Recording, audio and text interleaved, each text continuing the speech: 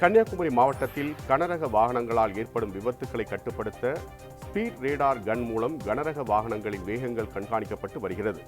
இதன் மூலம் ஒரே நாளில் அதிவேகமாக சென்ற 12 வாகனங்கள் மீது மோட்டார் வாகன சட்டத்தின் கீழ் நடவடிக்கை எடுக்கப்பட்டுள்ளது.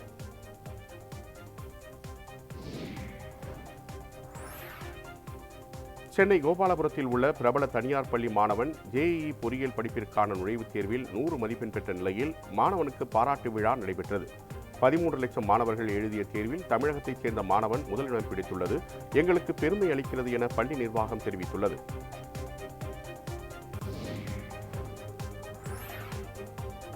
கோவை மாவட்டம் கனியூர் சுங்கச்சாவடி அருகே கேரளா கர்நாடகா வழியாக கோழி இறைச்சி சுத்தப்படுத்தும் இயந்திரங்களை ஏற்றிச் செல்லும் லாரியில் தீப்பிடித்து எரிந்தது. இந்த விபத்தில் லாரியில் இருந்த 40 இயந்திரங்களில் 20 இயந்திரங்கள் சேதமடைந்தன. பொதுமக்கள் மற்றும் தீயணைப்பு வீரர்கள் தீயை விரைந்து அணைத்ததால் பெரிய சேதம் தவிர்க்கப்பட்டது. இந்த விபத்து குறித்து காரணம் தெரியாத நிலையில் போலீசார் பல்வேறு கோணங்களில் விசாரணை மேற்கொண்டனர்.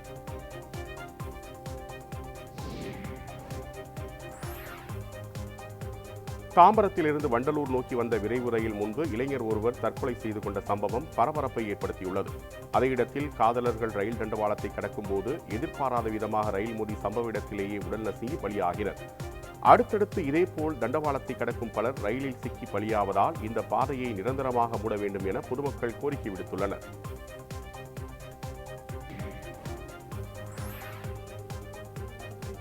செங்கல்பட்டு மாவட்டம் அருகே கல்பாக்கம் உள்ளிட்ட கிழக்கு கடற்கரை சாலை மற்றும் குடியிருப்பு பகுதிகளில் கடும் பனிப்பொழிவு காரணமாக எதிரே வரும் வாகனங்கள் தெரியாததால் வாகன ஓட்டிகள் அவதையடைந்துள்ளனர்.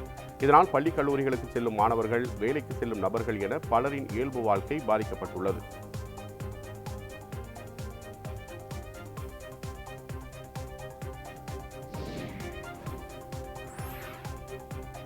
சாலை நடுவே இருந்த தோரண வாயில் இடிக்கும் பணியின் போது ஜேசிபி இயந்திரத்தின் மீது கட்டிட தூண் இடிந்து விழுந்து விபத்துக்குள்ளானதில் நாகலிங்கம் என்பவர் உடல் நசுங்கி பரிதாபமாக உயிரிழந்தார். மதுரை மாட்டுத்தாவணி பகுதியில் நக்கீரர் தோரண வாயில் கட்டப்பட்டு தற்போது பல வணிக நிறுவனங்களுடன் சாலை விரிவாக்க பணிகளில் நடைபெற்று வருகின்றன. இந்நிலையில் போக்குவரத்து பாதிப்பை தடுக்க நீதிமன்றம் 2 தோரண வாயில்களை அகற்ற உத்தரவிட்டது. அதன் பேரில் கட்டிட தூண் இடிக்கும் பணியின் போது இடிந்து விழுந்து ஓட்டுநர் உயிரிழந்த நிலையில் மற்றொருவர் காயமடைந்து மருத்துவமனையில் அனுமதிக்கப்பட்டார்.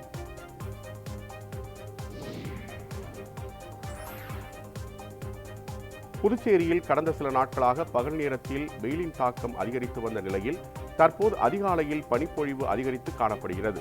இதனால் சாலையில் எதிரே வரும் வாகனங்கள் தெரியாமல் வாகன ஓட்டிகள் அவதியடைந்தனர்.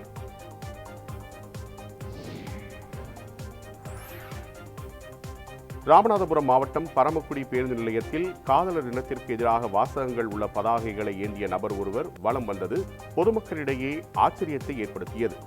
மதுரை மாவட்டம் மேலூர் தாலுகா வலிச்சேரிப்பட்டியைச் சேர்ந்த சரவணன் பஜார் பேருந்து நிலையம் பகுதியில் பதாகைகள் ஏந்தியபடி பொதுமக்களிடம் காதலர் தினம் மற்றும் மேலைநாடு கலாச்சாரத்தினை பற்றி தனது கருத்துக்களை பகிர்ந்தார்.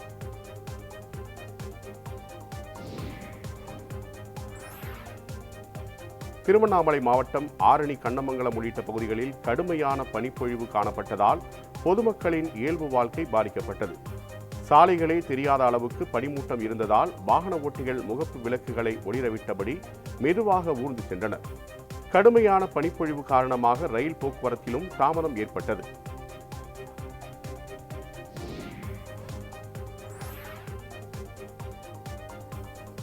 கேரள மாநிலம் வயநாட்டில் கடந்த 2 நாட்களில் காட்டு யானை தாக்கி 3 பேர் உயிரிழந்த நிலையில் வன விலங்குகளிடம் இருந்து பொதுமக்களை பாதுகாக்க வலியுறுத்தி காங்கிரஸ் சார்பில் முழு அடைப்பு போராட்டம் நடைபெற்றது.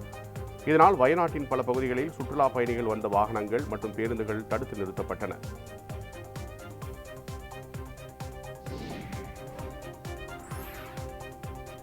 வேலூர் மாவட்டம் குடியாத்தம் அருகே சாமியார்மலை குடியிருப்பு பகுதியில் சிறுத்தை தென்பட்டதால் பொதுமக்கள் அச்சமடைந்துள்ளனர். அங்கு சிறுத்தையை பார்த்த மூதாட்டி ஒருவர் கூச்சலிடவே அந்த சிறுத்தை வனப்பகுதிக்குள் ஓடி மறைந்துவிட்டது. எனவே சிறுத்தையை பிடிக்க வனத்துறையினர் விரைந்து நடவடிக்கை எடுக்க வேண்டும் என அப்பகுதி மக்கள் கோரிக்கை விடுத்துள்ளனர்.